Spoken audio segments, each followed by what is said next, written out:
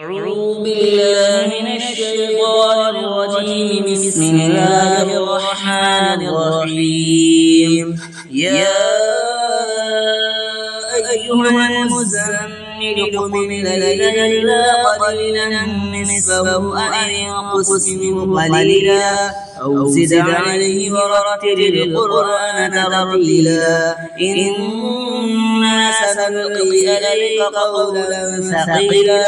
إن ناشئة الليل هي أشد وطئا وأقوم قيلا إن لك في النهار سبحا طويلا واذكر اسم ربك وتبتل إليه تبتيلا رب المشرق والمغرب لا إله إلا هو فاتخذه وكيلا واصبر على ما يقولون واهجرهم هجرا جميلا وذرني والمكذبين أولي النعمة ومهلهم قليلا إن لدينا أنكالا وجحيما وطعاما ذا غصة وعذابا أليما يوم نرجف الأرض والجبال وكانت الجبال كثيبا مهيلا إنا أرسلنا إليكم رسولا شاهدا عليكم كما أرسلنا إلى فرعون رسولا فعصى فرعون الرسول فأخذناه أخذا وبيلا فكيف تتقون إن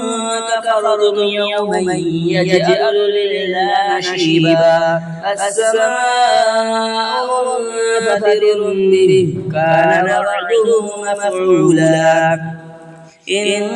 هذه تذكرة فمن شاء اتخذ إلى ربه سبيلا إن ربك يعلم أنك تقوم أدنى من ثلثي الليل ونصفه وثلثه وطائفة من الذين معك والله يقدر الليل والنهار علم أن لا تحصوه فتاب عليكم فاقرؤوا ما تيسر من القرآن علم أن سيكون منكم مرضى وآخرون يضربون في الأرض يبتغون من فضل الله وآخرون يقاتلون في سبيل الله فاقرؤوا ما تيسر منه وأقيموا الصلاة وآتوا الزكاة وأقرضوا الله قرضا حسنا وما تقدموا لأنفسكم من خير تجدوه عند الله هو خيرا وأعظم أجرا واستغفروا الله إن